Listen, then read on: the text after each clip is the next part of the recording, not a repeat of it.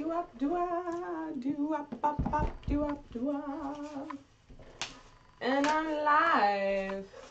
Oh, and Zizi's barking. I like how I offered to let Zena in, and then she's like, no, I don't want to come in. And then when I'm like, cool, alright, I'm done setting up streaming, I'm going to stream, she's like, actually, can I come in? That's, I think, what's happening.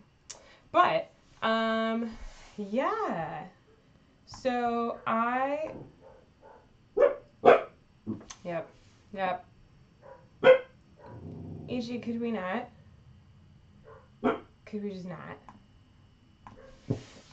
So this is Bezier Games Whistlestop. This is coming out at Gen Con, I believe. But you could pre-order it. I don't know if you can pre-order it now. We're getting a little too close to Gen Con. But you could pre-order it to, and the pre-orders would ship around the same time as the launch, if not a little before the Gen Con launch. So if you can't make it to Gen Con to pick up a copy, you could get one beforehand. Bezier Games was kind enough to ship me this copy early, and it came today! And we're going to stream it before Gen Con. We're going to probably stream it next week on probably Thursday. Tuesday's stream, by the way, I forgot to mention this. Tuesday's stream will be Skyward, Airborne City, which is coming from Passport Games, is the ones who are distributing it in the US, and this will be at their their booth during Gen Con. So that's going to be Tuesday's stream, and then I think Thursday's stream will be Whistlestop, which I'm super excited about. I'm so excited. So I decided I would do a little bit of an unboxing for y'all today. So the back is like, the text is very, oh wow, glare. So the text is very large on the backs. That's upside down, Tiffany. You know, if I took the shrink wrap off, the glare wouldn't be bad. So I'm going to do that. But the text is very large. It's kind of, it's very cute and colorful. I think they're definitely targeting kind of more of a casual gamer audience, which makes sense for their brand, for Bezier's brand. It's the mistake of doing this on a white table. So it says, lay track, deliver goods. There you go, you can see it better. With the driving of the Golden Spike in 1869, the first transcontinental railroad was completed in the United States. But really, it was only the beginning of a rapid expansion of railways that would crisscross the entire country.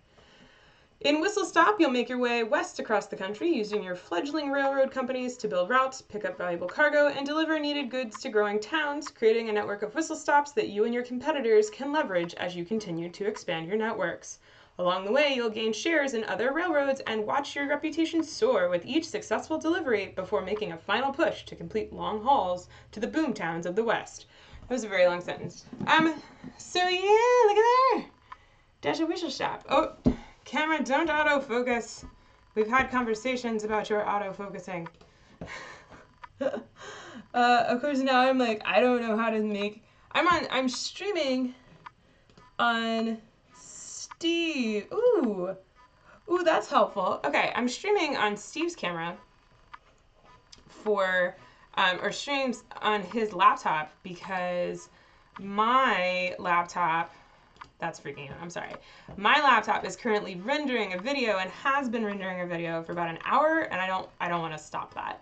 So, I was like, and then the postman came and I was like, so I was like, I have to do, there we go, I fixed it. I was like, I have to stream this, but I can't stop the laptop. I have to do an unboxing. It's like what I do when I get the games. And so I pulled out Steve's laptop. So I'm streaming on Steve. So the settings aren't quite what I'm used to. Hi, Eric. Hi, Bailey. So let's open this. Is this good enough exposure? Like maybe I should do... Steve's camera is newer and has better software because he has the newer versions. There we go. He has the newer versions of our streaming software and stuff, and so I have a bit more control over the camera, which is fabulous. All right, so this is the unboxing. This is exciting. Okay, so the rules are very straightforward. 4 pages. This book is 4 pages. And now I've played this. I played this at Origins. You can see in, I think, Origins Day something, I played this. I think it was Origins Day 2. I played this with Angelus, and I was super excited. I really liked it. It's like a mix, it's like a pickup and delivery game with like Tesoro style track laying, but it's way more involved than Tesoro. Like saying Tesoro style track laying just kind of belittles the experience. I kind of thought it was going to be easier than it was because it was cute and adorable. And there's several different ways where you can get points at the end of the game, and I completely ignored 2 of the ways because I was like, it's a cute game, I'll just focus on these areas, and I got my ass handed to me. So I'm excited to play this again and pay attention to all of the different areas as I play. So yeah. Also, I'm gonna flip this camera because I don't like it the way that it is right now. There we go. Now I will not put stuff upside down on accident. So, the rules are really straightforward. Bezier is, I always say their name wrong, but they know how to make games. They know how to do stuff. Player setup's really straightforward. Gameplay, look how cleanly and concise this is. And then they talk about what each different tile type does. And then they talk about the upgrades and what they do. And then that's literally it. It's great. I love that. So this is by Scott Caputo. I'm sorry, Scott. I don't know how to say your last name. And it's developed by Ted Alspach from Bezier. Oh, some stuff is already punched. So comes with a slew of punch boards. Oh, right, because the board is a puzzle. The board is like you punch it and then they're puzzle pieces. So these are the track tiles. These are the track tiles, and you mix them all up and you put them in like stacks, and then there's a market as you play. And then there's resources, gold and coal and whistles that you use. And then the gears are icons. I'm gonna punch the rest of that in a minute. I want to show you. Oh, I did it again on that one. I want to show you the board. So, oh, sorry, Ichi's barking. So, what you're mostly picking up, the goods are cubes of different colors, and that's what these are. And then each player has 4 to 5 trains. It depends on the number of players. I think in a 4-player game, each player has 3 trains, but the trains are super cute and adorable. And yeah, so I'm gonna make the board. So the board, oh, this is so cool. The punch boards on this are even beautiful. Okay, so see, this is part of the board. And then these are player stuff. Let me just punch these really fast. I didn't pre-order. I talked, after I played it at Origins, I was talking to Ed about how I liked it and how I would like to stream it. And so Ted and Bezier Games was kind enough to send me this copy so that we could stream it before the Gen Con release, so folks could see a playthrough before the Gen Con release. So we're cutting it a little close, but it arrived today, and that's what we're going to do, is we're going to stream it for y'all to see a gameplay of it before the Gen Con release. So yeah, I don't think the pre-orders are shipping yet. I was going to pre-order it. I told Ted I was happily pre-order it, but he was like, no. We'll send you one. So it's freaking awesome. It's kind of crazy. This Origins, I had more. These are like the player boards, and you get different upgrades and you slot them under, and then people can steal your upgrades, which I didn't know, and was part of the reason why I got my butt handed to me when I played last. And then these are stocks. So you buy stocks in like goods companies. There's so much going on in this game for how easy it is to like teach and get up and running with. It's crazy. Yeah, sorry, Charles. I was gonna pre-order, but then I was told not to. It's kind of, like I was saying, it's kind of, this game can go 2 to 5 players, which is another like, woohoo! Because I love me a game that can go to 2 players. Okay, so I punched out all the board because I really want to show you all how the board works. So the board is a puzzle piece. The cat, oh my god, you guys. Okay, my phone bricked itself, and I got a new phone. I don't know if you can tell, but the cat is in this box. Like, here, look. This box is so tiny. Look how tiny this box is. And she is just happy as can be. Like, I opened this box that my phone came in, and I opened this box, and I pulled out my phone, and the cat immediately got in the box and sat in it, and now it is her favorite box. Like, she has the cat basket, but since this box has arrived, she doesn't care. She's just all about this box. But if you were wondering the secret to keeping your cats out of your games, it's baskets and or boxes. So anyway, yeah, so there's stocks, there's upgrades, there's trains, there's pickup and delivery, there's like route planning via craziness. So yeah, all right, so see, you build the board like, there we go, like this, and then, so cool. So you build the board, and then everybody starts at this end of the game. So at the beginning of the game, you like snake draft to put all your trains out, and then throughout the game, the goal is to get to these kind of like final depot load spots over here, because you put a whole bunch, this row right here, you put a few final stops, which I'd have to find them. I don't think I've punched them yet. And so you're racing to get your train all the way across to here, and when you get to one of the final stops on this edge, you take your train and you put it on one of these, and you get the goods that are here, and no one else can grab that. So yeah, so on your turn, you can do 4 actions, but up to 4 actions, but every action you take, if you move and stuff, it will cost you coal. But one of the things that you can do is, I'm like punching out of frame. One of the things that you can do is lay track. So when you lay track, when you lay a piece of track, you have to move your train on or through that track. So if I wanted, I could on my turn do, I could on my turn lay that piece of track and then lay that piece of track, and then I could, if I had a train right here, I could take the train and I could go, I pay 1 coal to go here, I pick up the white cube because there's a little white cube here, and then I pay another piece of coal and I go here and I pick up this white cube, and then I'm just like done, right? Because that was 4 actions. Because it was 2 to place the tiles and 2 to move my train there.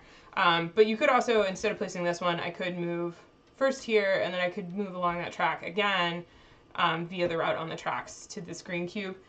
So you can also play whistles to do stuff, but there's different colored cubes on the tiles, and then there's special tiles, which are sort of like depots, where you're going and you're trading in cubes for stock. So you are, you go and so this one, I turn in a blue and a gray, oh, it's upside down. I turn in a blue and a gray cube, which you see up on the top, which will give me 7 victory points. And then I can buy a coast-to-coast stock, which is the blue company, when I do this delivery. And yeah, so there's that. There's a minus if you go, if you stop on the station and you don't deliver the cubes that at once, you get minus 2 points. So if you're trying to use stations to just like move quickly around the board, because there's going to be like a center strip of stations, you can't, because you can't go to a station unless you pay for it. Well, you can, but you're going to get negative points. So yeah, it's interesting because you're very limited in what tiles you can lay down, because you can kind of do a plan where you're like, oh, I'm going to do this big old route that goes this way, and I'll pick up all the cubes that I need, and then I'll go to the depot that's over here. Because when you get cubes, they just go on your board, and then you have a max of 10 cubes that you can have on your player board. And then when you get to a location to deliver the cubes, you don't have to deliver with the same train that picked them up. So you can kind of have one train that goes out and picks up cubes, and you have another train that's like hitting depots and stuff like that. And then you can have a third train that's just, I don't know, racing to the end. There's a lot of options in what you can do with your 3 trains, which I found super interesting when we were playing. And I tried the strategy, if I remember correctly, where I just focused on like 2 or 3 of the stocks, but there's like in-game scoring of the stocks, and you can always sell the stocks back to get coal and stuff. And I did that, and it was a mistake because I ended up losing way more points at the end of the game because I had done that. But in addition to doing that, you can purchase upgrades for different cubes that'll let you do various stuff. Like, so for example, this upgrade lets me spend 1 coal to get 2 coals, or like 1 coal is 2 coals. There's one that makes coal basically gold, and gold can be any color resource cube. So the upgrade's really great. The problem is somebody could come and steal your upgrade from you if they have the correct resources. And so what happened to me was I had this really sweet upgrade that made coal super cheap for me, and coal is like the primary way you move. And then on the last turn of the game, the person who went before me stole my upgrade, and like I couldn't do anything because I was depending on the upgrade to do my final turn. So my final turn was just a wash, and I had a whole bunch of cubes I was going to deliver to get points, and it wasn't going to happen because they stole, and I was going to like go to the end and do the big final delivery, and it was going to be great and amazing. It just didn't happen. So, yep. But there's different kinds of stops where you can go. There's like stock market stuff where you can buy different stock market tiles. There's whistles where you can go and get more whistles. Whistles let you skip over locations, because if somebody is stopped on the tracks, you can't jump over them. So you have to wait for them to move. So what you can do is, in the beginning of the game, I was kind of a jerk. I laid some tiles in such a way and then moved my train so that I just like completely blocked 2 of my opponents, which is probably why they screwed me over later in the game. But, yeah. So I'm going to keep punching. But that is super high-level overview of Whistlestop. I am excited to play this. If I had realized that this would be arriving so soon, I would have rearranged our streaming schedule. But we're going to do Skyward with Tony Miller on Tuesday, and then we'll figure out a stream time for Whistlestop. Probably will be Thursday, with or without John, not sure. So yeah, if you want to watch the stream of this, you can tune in, I believe, on Thursday. Just check Twitter. I'll tweet it, or subscribe to this channel if you want to make sure you don't miss it. Once we have a date, I will like schedule the live stream, so you can come to youtube.com/theonetower/live, and you can see, if I'm not live at that moment, you'll see what's scheduled, like what the next stream is. So it's a good way to figure it out. If we were like actually serious enough and consistent enough with when we were streaming, I would put the stream schedule up on some sort of website, but it's somewhat inconsistent once we get past the, Tiffany just came back from a con, has a bunch of games, help. Oh, here we go, here's the final ones. So here's some of the final delivery tiles, and you mix them up and put them on the board in different ways. But there's that one, which is, you need a blue, gray, and red cube, you get 20 points, and then you get to put your train on the end of the board that gives you more bonus stuff. If you go to that depot and you don't have the required cubes, it's minus 5 points. So you want to make sure when you get your train to one of those depots, you can pull it off. So yeah. Eric says Trangus. Triangus. As much as I would love to save this game for Trainuary, I am not going to move Trainuary to Trainaugust to try and catch it. So yeah. We actually already have, we're starting to build the queue for Trainuary, because we realized last year that we played a good amount of train games, and so this year we need to we need to play in Trainuary, right? Steve wants to do a space game month. I don't know what we would call it. Oh, what was he gonna call it? Was it Moontober? Maybe it was Moontober, but I pointed out that that was leading up to Essen, so maybe not. But if we made October some sort of stream thing for space stuff, it would be shorter months, so that could work. But we're getting through the Origin stuff, and I don't think, the funny stuff is a lot of the Origin releases are actually Gen Con releases, and a lot of the Gen Con releases that are coming out are stuff that came out at Essen last year, so we've already streamed it, or have it, so it's like this interesting, there's just not a lot on the Gen Con list. We'll probably do a stream of Sentient. Now that I think about it, I could get a copy of Sentient this weekend and to play, and do a stream of. So I might do some of the Renegade titles. I think Sentient's the only one that vaguely interested in. Marsvimber. Marsvimber's very good. Space Timber. Startober. Startober! Oh, I like Startober. That's good. Space Timber. Space Timber could work. I like Space Timber. I think Steve would approve of Space Timber as a concept and as a name for it. Alright, I have finished punching this game. Which actually, because of the way they did the hex tiles, the punching for the hex tiles isn't that bad. Nebuary. We can only do so many themed months. That's all I'm saying. So you have the upgrades. These are the in depots. These two stacks are the stuff. These are the golds. And then yeah, there's lots of wooden bits. The pink train, the pink train is kind of close in color to the white train. They're very pale. But this is what I'm talking about. There's yellow and pink.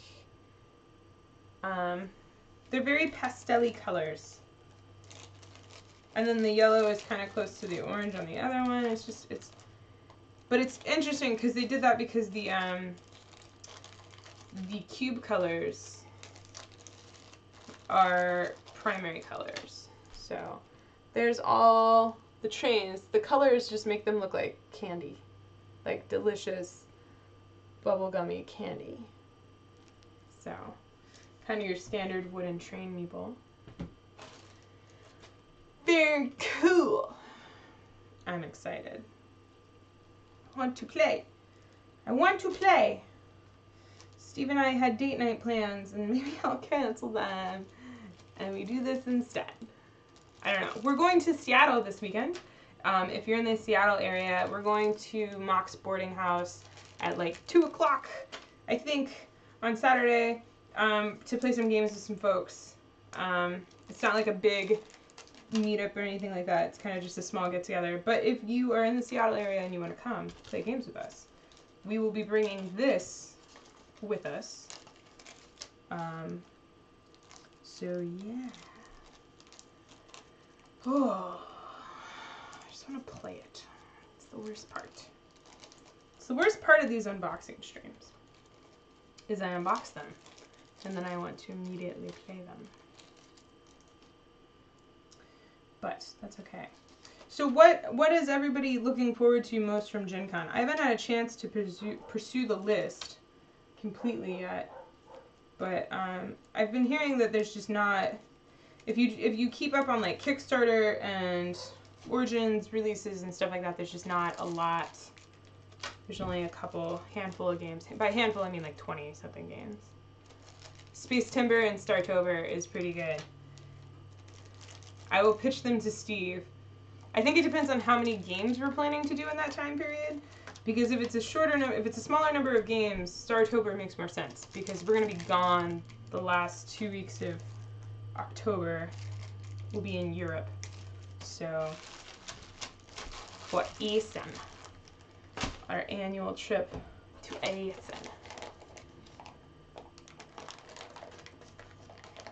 Oh, cool! You're going to Gen Con. That's awesome. It's an experience. Bring battery chargers and granola bars. Like Kind bars or granola, just some kind of like energy thing, because you will be amazed. Oh, and a water bottle. And make sure it's full every day before you go to the con. Because you will go and you will wander the hall, and then you will look at your watch and you'll realize that you've been in the hall for 7 hours and you hadn't eaten anything.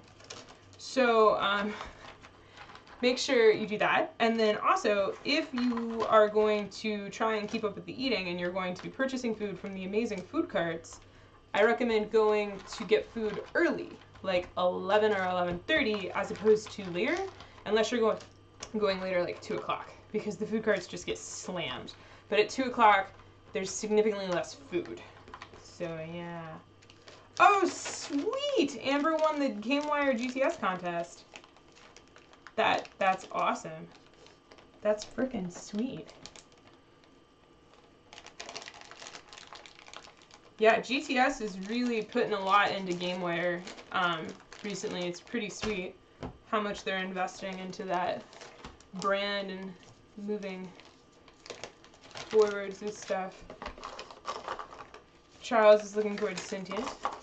It's interesting. It's very mathy. It's very mathy. I want to play it. I want to share it for y'all, but I'm afraid that would just be the most AP game ever with Steve-O. But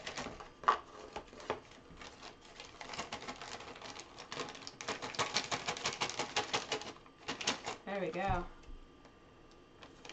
Oh, I wonder. There's like a ton of bags. This is an insane amount of bags. Oh, wrong camera. Look how many bags there. It's just like, that's all bags. It's crazy. I don't need that many bags because these little ones work just fine. So, yeah. I guess, and then like this bag, which held all the other stuff, will work great for these. Woo! So I'll do this.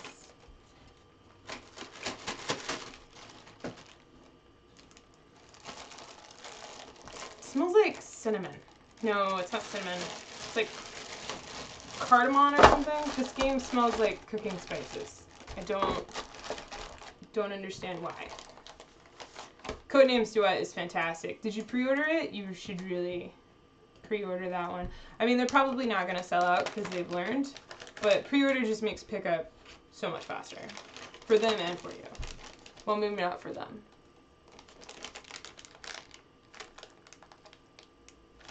Just be aware that at Gen Con, it's like a 5-minute demo, and often it's just them talking at you. It's not typically sit down and play. There's only a handful of booths that will actually have you sit down and play for any semblance of time. Stronghold is one that you can sit and you can play for an hour. Also, Bezier Games, you can sit and you can play. They do it kind of the Essen style, where you sit and you play the full game. Bezier, you play the full game. But you can play a shorter game if you want to. But yeah, for the most part, most companies, you're just doing like a 15-20 minute demo. A lot of the booths, because it's so expensive at Gen Con, unless it's a larger publisher, they have so little booth space that they're more doing like a sales pitchy kind of thing towards you. So you don't get to sit kind of at all. I would recommend making a list I should just make a video about this.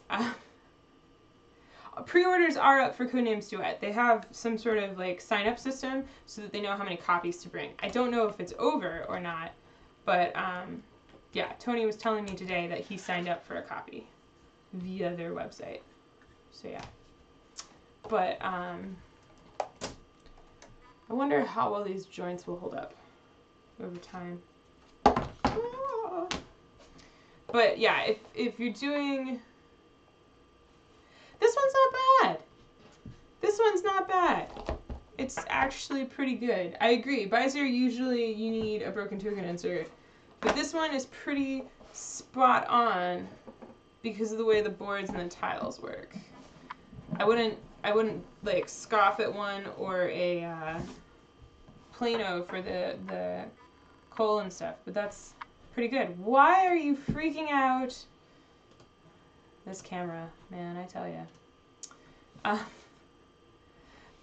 But yeah, I would recommend when you make your list for what games you are super interested in,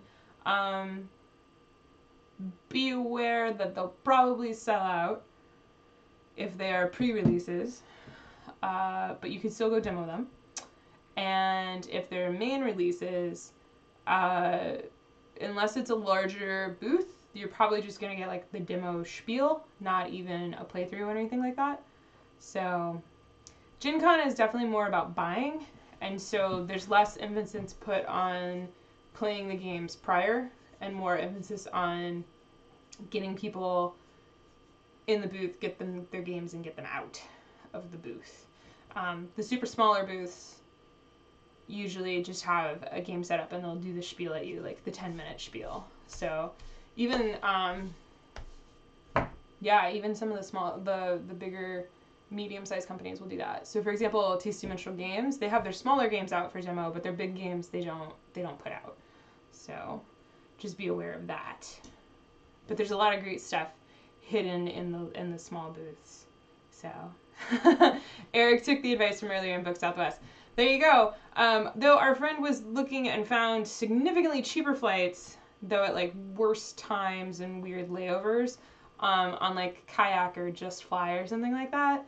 So I just always book Southwest because I can change the flight super easily. I can cancel the flight super easily. I also have points on Southwest. And it's the free bags.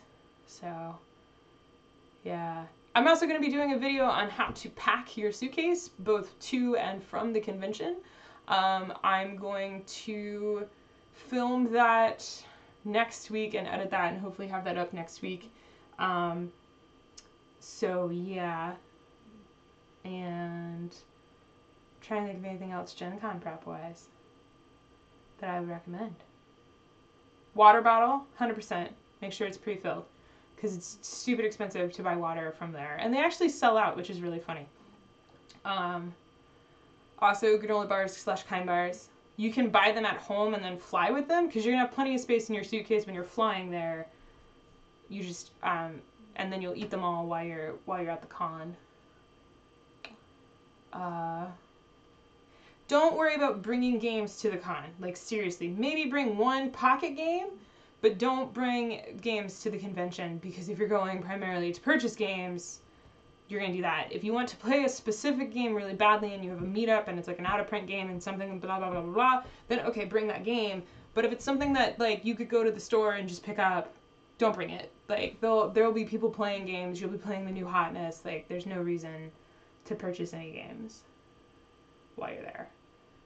I never bring any games to Gen Con. Ever. So, yeah. I'm bummed I'm not going this year. I keep looking at it like I could just go. I could just go and crash on the floor of some friends and just, you know. All right. Anyway, Whistlestop's coming out at Gen Con, speaking of all this Gen Con stuff. We'll also have a stream of this next week. I'm super excited to play it again. It's just nice. It's like, how do I describe this? Like, it's pastel-y and cute, I think they're definitely targeting kind of the more casual gamer. It doesn't look as intense as Suburbia. I feel like the rules are super straightforward. There's a lot of pieces which might overwhelm the more casual gamer. It's like an hour and a half-ish, probably an hour once you get to know it. Surprisingly deep for how cute it is, but not like overwhelmingly so. And yeah.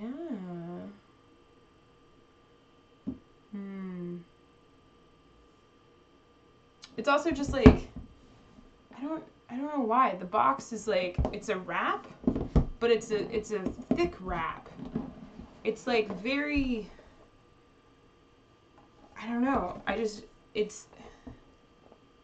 pushy. It might be the pastel colors that make it just feel and look soft and like bubbly, if that makes sense. I don't know how else to describe this. It's just cute. It's just cute and more interesting than the cuteness implies. And we'll have a stream of it coming soon.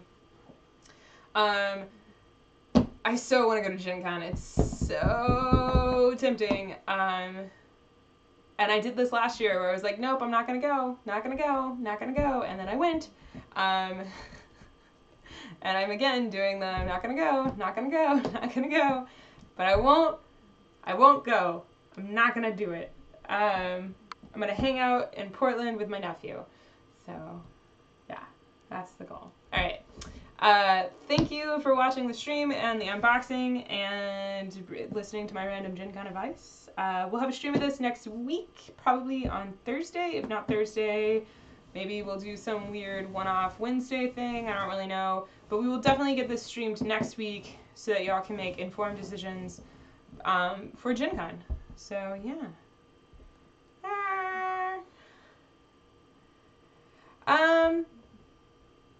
I don't know if your colorblind friend will have difficulty.